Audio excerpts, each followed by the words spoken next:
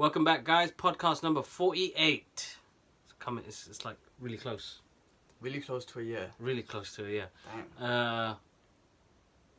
It's the Brothers Geek Out podcast. This week it's a bit of an emotional one. We're gonna pay tribute to the man who co-created Spider-Man with Steve Ditko. The passing and our farewells to the great Stan Lee. Actually, before I start this, my friends. What giveaways? Giveaways. Lara Croft and Storm Lego. Please comment below. Anything. Your favourite comic book quote. Your favourite thing that Stan Lee said. Your favourite thing that Stan Lee created. I mean, comment below, guys, and this will be yours. I'll do another reminder at the end. But yeah, I mean, where do we start? I'm going to let you start, G-Man. First memories? First memories of Stan Lee. Our uncle introduced us to comics and stuff like that, right? And remember he had that X-Men cartoon, the one on VHS. What's it called? You know what I'm talking about, man? It was just a random X-Men cartoon. I'm X-Men looking for it now, but I've still got the VHS so to this day. Awesome. Anyway, yeah. I just remember him doing the introduction, just calling everyone true believers and everything. Yeah. Just remembering his voice, and my uncle was like, "That's Stan Lee's voice." Yeah. Like, the one who done the narration Yeah. was Stan Lee. So that was my first memories of hearing his voice, talking about true believers, talking about what did he say? He introduced it with Magneto and whatnot. So that was my first memories of Stan Lee, of knowing who he was and how he sounded like. And yeah, man. So it's crazy. And since then, all the way to now, his voice has never changed. I mean, I don't think anyone's voice ever changed. I mean, nobody's voice ever changed. And his passion and his quotes, like calling people true believers and whatnot. Man, that's gone for 95 years, bro. He's been calling people true believers and stuff. So He has. So that was my first memory of Stan Lee. I wish I met him in person, but obviously I'm not on that level. Yeah, well, same. I'm kind of gutted. I know he came to London for a Comic-Con back about 4 years ago, London Film and Comic-Con. I don't know what it was. It was just... Maybe something must have been up for you not be able to get to it. Normally you would have gone. Something must have happened. Yeah, I'm kind of gutted because like I jump on things like that, you know. Michael J. Fox came, jumped on that. Christopher Lloyd jumped on that. You know, Donnie Yen jumped on that. Like, it's not been easy. Frank Miller, you know. People say, you know, people spend hundreds and thousands and whatever, and why? You know, people have a great connection with these characters, writers, artists, and you should never stop people from meeting the people they want to really meet, because the cost doesn't mean shit. No. So, even if it was £200 to meet or £300 to meet him, I would have loved to meet him and shake his hand and say, "Thank you, dude." Yeah. If you haven't heard the Batman Beyond podcast with Kevin Smith and Mark Bernard, they were talking about that specifically and how he would always make time for his fans and whatnot. You know, he'd always take a picture. He was that guy basically to make time. Obviously, you could go to Comic-Con and take a picture with him, pay the money, but if you saw him on the street, he was the guy to call you, "Hey, true believer," and take a picture and whatnot. You know what I mean? Like, he was just that type of character. You got to watch the podcast if you haven't seen it. It's freaking emotional. I mean, it's great. They all the people got together to kind of remember Stan Lee, and then Kevin Smith is always crying throughout it. It gets you emotional. No, man, don't make me cry. But oh man, bless him, man. Check that out. Yeah, check that one out. But yeah, like, you know, maybe something came up, but I agree with you, man. If something makes you, one thing I've learned, if something makes you happy, and of course, if you have the finances, don't freaking kill yourself. And whatnot. Yeah, exactly. Do it, man. Spend the monies, man. Who gives a shit what people say? Don't worry about none of that bullshit. If it makes you happy, go do it. Spend the money, man. Do it. Go do it. And you're meeting somebody in that sort of, what's the word? That aura. Man. And he's a positive guy. He's positive, It's not like he's a bad guy or whatnot. You know what I mean? He's a positive guy. I think you said it on your BBC interview that he expressed hope in his characters, like, the good in human beings. At the end of the day, that's what it was all about, right? The main characters, like these guys and whatnot, they go through human issues, but it's about they got these responsibilities and how good they do with it to help other people. Exactly. That's exactly what he was about, man. That's what he's expressing. It's crazy, and I'm not comparing it. It's almost like a religion. Yeah. There's many good guys, there's many bad guys, but we're focusing on the good guys and how you want to be like the good guys. You know what I mean? He makes all the good guys. I'm sure he don't get me wrong. There's depth on the bad guys, but he emphasizes on the good guys to make like human, so we can relate to them. This guy's from Queens, Captain America's Brooklyn, blah blah blah. Just so as readers we'll relate more to the good guys to make us better. I don't know. I mean, you know what I'm trying to say? There's a strategy. No, of course. There's a strategy to it. You know what I mean? To be like make you more related to the good guys, so you act in the good guys' footsteps rather than the bad guys' footsteps. Of course. He did that really well, bro. I mean, as soon as the producer, when he was working for Marvel and they came up to him saying we need another character, Spider-Man came, like he created a character that he knew kids were gonna gel with, bro. Yeah. Teenage kids that are going through shit like that. Well, that's it. That's another thing. Again, where did I hear this? I can't remember. It must have been Fat Man Beyond. Sorry. Yeah, Fat Man Beyond. Yeah. They were saying a teenager. Are you serious? That the what you call them? The editors or whatever. They were like, no, it can't be a teenager. It needs to be an adult. And he was adamant. He was like, fuck that. Like Stan Lee kind of was one of those guys who didn't follow the rules in certain ways. Yeah. He's like, no, it's gonna be a teenager. It won't be an adult. And it was so relatable, man. Yeah. You know what I mean? Like, teenagers go through some serious shit. And especially with this kid, you know what I mean? Because any other teenager with secret powers right now, man, might be fiends or something. Like, you know what I mean? Like, it's end of the day, true. Man. Yeah. Very true. I can't even... my first memory was that X-Men cartoon, but a bunch of comics my uncle gave me when he was younger as well. You know, it had Spider-Man in there as well. And I was drawn by... the look of it. You know, you look at those colours, primary colours he put on a spider, which is usually Butters green or Butters black or... Well, red, blue, and this is the USA, man. There's no white on here yet. Yeah, but that's what red I'm and saying, blue, it's like the USA. Wait, this was white. Wasn't it on the original Spider-Man? No, it was always black. No, it was always black. Only on the new game it's white. Okay. But I'm just saying, in general, like, you know, it was the costumes. For me, the visuals of comic books stun me more. I'm going to be totally honest here. I only bought comic books at the time because I love looking at the pages. You can't read for shit. Huh? Because they were serious readers, man. They weren't for kids. Yeah, so well, yeah, some of them were, but but I'm just saying in general, when I looked at it, until I was like, you know, late teens, I was like, you know, reading through them and oh shit, this is really good. Yeah. Where before I was looking at the images, I'm an artist, so I would copy the drawings, constantly copying, and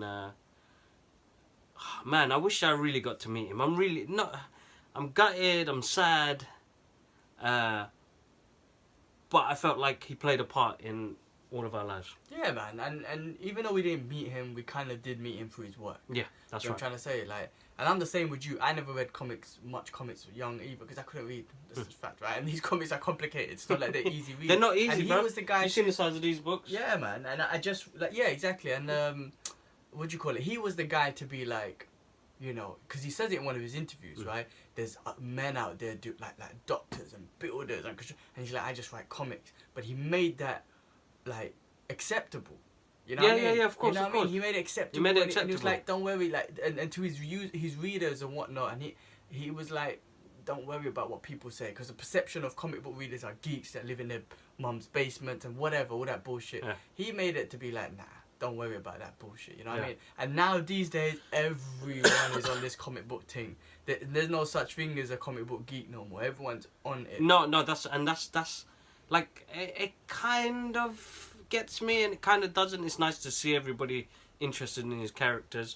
I love the messages I got. I want to say a massive thank you to people who messaged me on the day, because I've been off social media, so I got the text messages from people, and thank you so much. Shout out to the Geek still.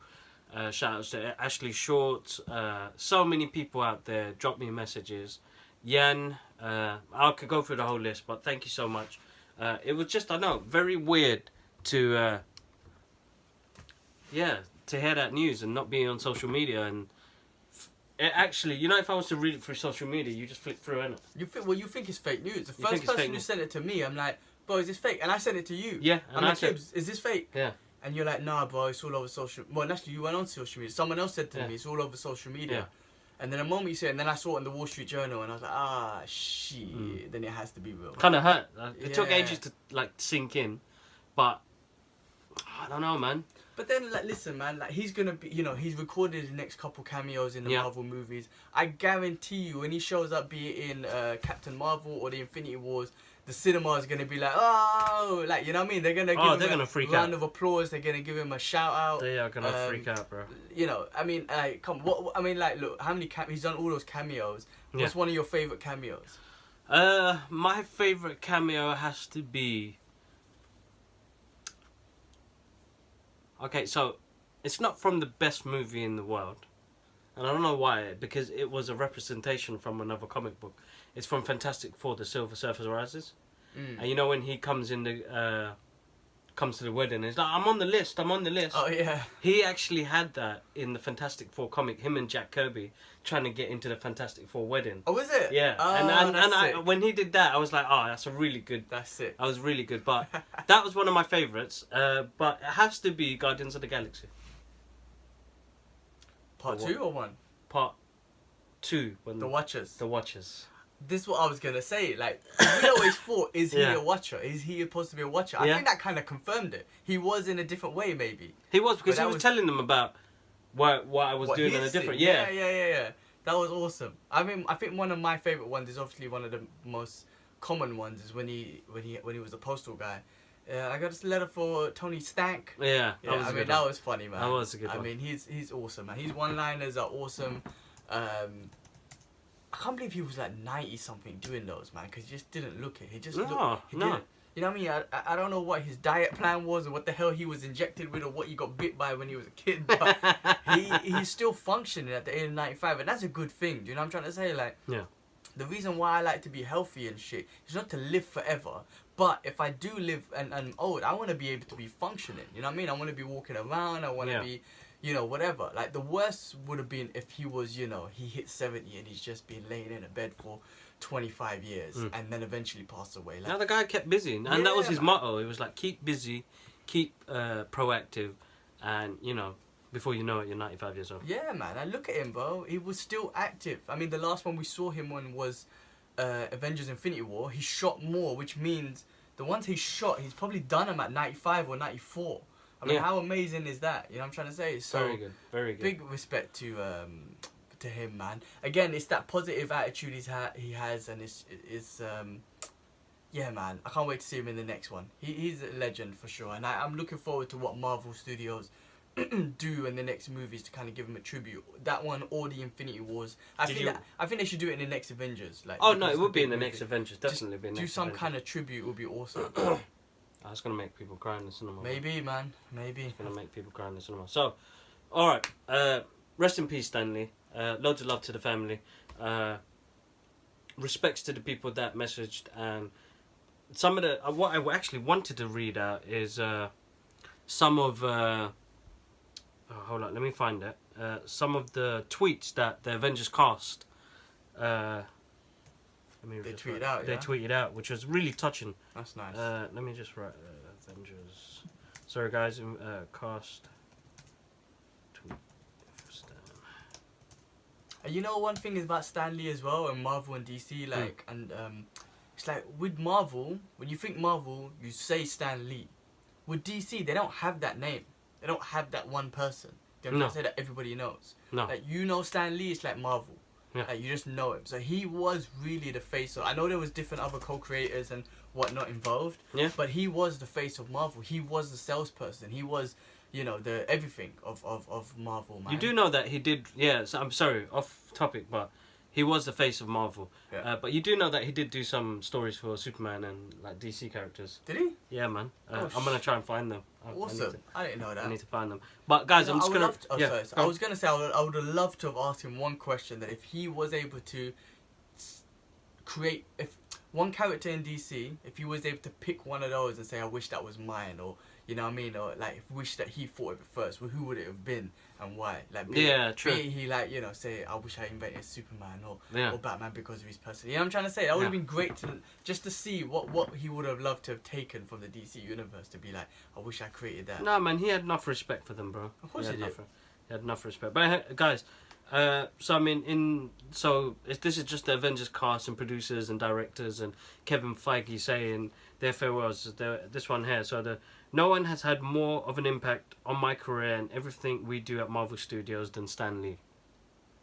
Stan leaves an extraordinary legacy that will outlive us all. Our thoughts are with his daughter, his family, and millions of fans. That's Kevin Feige. That was a nice tweet. Robert Downey Jr. says, I owe it to you all. Rest in peace, Stan. Excelsior. That's from Robert Downey Jr. Chris Evans says, there will never be another Stan Lee for decades who provided both young and old with adventures, escape, comfort, confidence, inspiration, strength, friendship, and joy. That was deep. He exuded love, kindness, and will leave an incredible mark on so many lives. Excelsior. Chris Evans, man, he's so emotional. The Russo brothers say, thank you for filling our childhoods with so much joy. You will dearly be missed. Ryan Reynolds just put, damn, R.I.P. Stan. Thanks for everything. Hugh Jackman writes, we've lost a creative genius. Stan Lee was a pioneer force in the superhero universe. I'm proud to have had a small part in his legacy and to be helped bringing his characters to life. Tom Holland writes, how many millions of us indebted to this guy? None more than me. The father of Marvel has made so many. Sorry guys, I'm rubbish. Incredibly happy. Made so many people incredibly happy. What a life! What a thing to have achieved. Rest in peace, Stan. You know what? Yeah, him himself, Tom Holland is playing Spider-Man. That's the one guy. Yeah. He's known for. You know, what I mean, he couldn't let Stan Lee down. But I think even Tobey Maguire didn't let him down, and even Garfield. Even though I didn't like the Garfield movies, Garfield didn't let him down. No. Mark Ruffalo tweets a picture of him saying, sad day, rest in power. Uncle Stan, you have made the world a better place through the power of modern mythology and your love for the messy business of human beings. You let us be extra human, superhuman even. I am deeply honoured to have been a small part of the Stan Lee constellation. That's deep. And then it goes on, man. There's so many, man. I could go throughout the whole thing. There's so many, all Avengers cast saying so, rest in peace and everything. But no, dude, massive. Moving on to Stan. Respect, Stan. We are gonna go on to movie news. But guys, remember, I still got giveaways. So in between, pow, Lara Croft pop, Lego Storm. 2 people can receive this anywhere in the world. Comment anything below and I'll get in contact with you guys. A massive thank you to you subscribers. I see them coming in slowly. You guys are absolutely amazing. I've been watching Teen Titans. I watched episode 5. So far so good. I'm really enjoying it at the moment. Shit, I haven't even... you will, man. Once you settle, you'll watch it. Settle down in Singapore and do it, yeah. They released like a promo trailer recently and they used the silhouette of Batfleck. Yeah. What do you mean silhouette? What's that mean? Sorry. Like a silhouette, like like a background. Yeah. Like he was standing there. No. Like it's an image. You have to see it, bro. Shit. It looks good.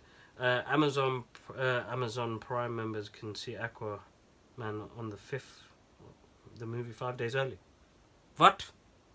You need to join Amazon Prime, bro. No, man. Just take my monies, man. Amazon take enough monies as it is. Yeah. So yeah, if you're an Amazon Prime user, you get to watch it 5 days early. So why not take advantage of that? Wow, they say the animated Grinch is better than Jim Carrey's Grinch. Apparently that's taken up all the monies, bro. It made bare money, this movie. I haven't seen it yet, man. I need to go check it out. Alright, so 2019 could be the biggest year for Disney. They're making monies anyway, yeah? Every year. So they've got Avengers 4, Star Wars Episode... I don't know. 9? Episode 9. Toy Story 4. And Captain Marvel. What else they got in there? They got loads in there, bro. Toy Story Episode 5, Episode 9. It's gonna be loads. They've got loads coming out, and they're just making the money. So what are we gonna do? Make the monies. Make the monies, innit? Make the monies.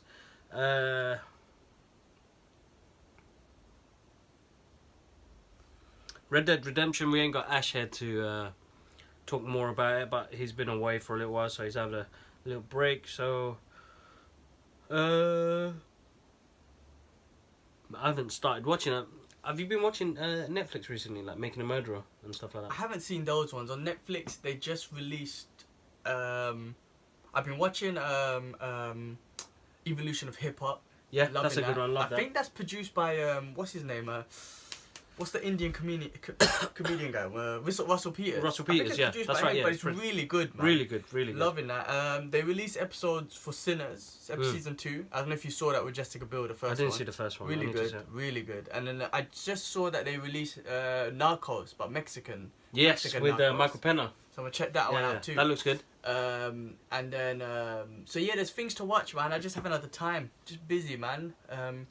But no, I haven't seen those shows. Shit, man. This is Gilburn's last podcast in the UK, guys, in London at home. He's back tomorrow. These will resume back to split screen in from Singapore very soon. But what else was there happening, man? Because I don't think much happened, man. Because you had a lot. What else? When we were talking about comics, I finished off reading the White Knight series. So if you could do like a non-spoiler review on the book. So guys, since DC released their Black Label line, they've released these awesome books. So Batman Damned, Batman Damed, which is the oversized issue, which is slightly a larger canvas book. Issue 2 comes out really soon. This is book 1. They've gone with a different concept, haven't they, G? I mean, what did you find with the White Knight? Okay, non-spoiler, man, because I don't want to spoil it for anyone. Yeah. But brilliant story, very captive to find out where it goes, how it goes. It shows a different side of Joker, like I was saying to you the other week. It's not just a comic where it opens up and he's the good guy and Batman's the bad guy. It shows the intelligence of Joker. There's more to it. I can't really, like I said, I'm not going to say to it, but there's more to it. But it really shows the intelligence to him. It almost does show a good side to him. Like, he's not all 100% evil. That's what it's trying to show a little bit. Okay. And he used like modern day shit, like I said, social justice warrior. He used like these social justice warriors. He kind of got on their side, made like and build his case. You know, build a case against rich people. You know what I mean? The 1%ers against everyone else. So how he done it was just brilliant, man. And he, in this comic, he was the White Knight. You know, when you finish reading it, he was the White Knight. It was so fucking weird to read it, but to when it came to that conclusion, but it's like, damn, that was deep. I don't want to spoil more. It's such a good book to read, man. I couldn't put it down. I'm gonna enjoy it. Normally, I take time to read. Like, you know, not that I'm not interested, but I only had a week to read it before I left. But I was just interested to just go page by page by page. Yeah. Batman is always Batman. He's fucking awesome in this book, especially as well. Yeah. Just the emotions that he goes through. I can't say nothing, but some deep stuff goes on. And you're like, fuck. I'm looking forward to that. That's my next book to read. Really good, man. So 100% recommend it, man. I'm you know, I don't read much comics, and when I say that, I mean I'm selective. You know, it's Batman and Joker related comics from the DC universe or whatnot. Then for Marvel, it's always going to be Punisher and maybe some Avengers or Infinity War sort of stuff or Thanos stuff. But that I'm quite limited at Wolverine. I don't know. I don't have the time to just read up everything these days. But yeah, one of the best, man. One of the best books I've read. So I say, make sure you read that. And I'm looking forward to that. We can do a spoiler review because I really want to talk about certain things about it. I can't say so when I read it and once you settle down a bit, we'll do a little spoiler review ourselves. But dude, because of the passing of Stan Lee, it's been kind of radio silence, man. There's nothing much going on. I don't think nobody wants to post anything, like no movie studios, be it Marvel or DC, want to post anything about new movies. DC's little tribute stuff they did. No, I didn't. Actually, I didn't. You know, what check it out, man. YouTube it. Okay, YouTube. You'll see it. It's pretty good. Pretty good. Some images. I'm sure they did. You know, and they did. At the end of the day, competition's competition. But when someone passed, that's someone important like that. And positive past, you know, you're not gonna take shots, man. No, of course not. Of course not. But yeah, no, there was not much going on. I mean, it was more of a sad occasion of a farewell podcast to an amazing amazing creative person. I mean, he played a big part. It's going to be hard, man. It's going to be a very hard one. Even though we're going to see him in movies, it's going to be like, oh. Yeah. Well, hopefully, listen, his legacy will never die. No. And, you know, Kevin Feige, you know, he's still got a hard task ahead of him to make sure he's looking after these characters in the movie universe. That's right. You know, he's still got all the Marvel Studios guys there. Marvel. He's got the people in Marvel Comics, man, writing the stories and all that stuff. You know, so they're not gonna let him down. You know, and I think at his age now, I pretty much, I guess he kind of handed the torch over a long time ago and says, you know what, guys, I trust you. With this shit, you know what I mean? He did. So everyone's not, you know, they're gonna just carry on the legacy. They have a standard that they got to carry on. And they'll continue with the comics and the movies. So hopefully they continue, man. And you know what was great as well?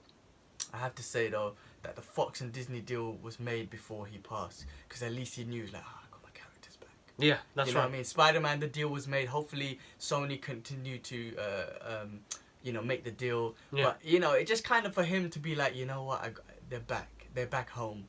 I can go in peace. Yeah, you know what I mean? Exactly. It's kind of weird to think of it that way, but I'm glad it happened before he passed. So exactly. He went knowing that all my kids are in one place. Yeah, definitely. Oh, that's nice, man. That was actually quite nice. Yeah. All right, guys. Massive thank you for always joining us and listening to our podcast. It's coming up to a year soon. I can't remember when it was a year though. Well, we've missed how many? 2 or 3? So what are we on? 47? Couple more weeks. 48. All right, cool. Oh, you know what? Technically, maybe it has been a year, because 48, we missed 4 probably, so 52. Maybe it's been a year already. Maybe this is the year. We don't know. You know what? When it hits 52, we call it a year. Yeah, let's hit. When it hits 52, it'll be a 1-year anniversary party. But guys, pow! Storm Lego and Lara Croft Pop. If you want this, please comment below. I will send this anywhere in the world to you guys, just to say thank you for always watching and following. Come on, guys. Please, guys, do it. Do it. All right, guys. One love. Peace. Peace.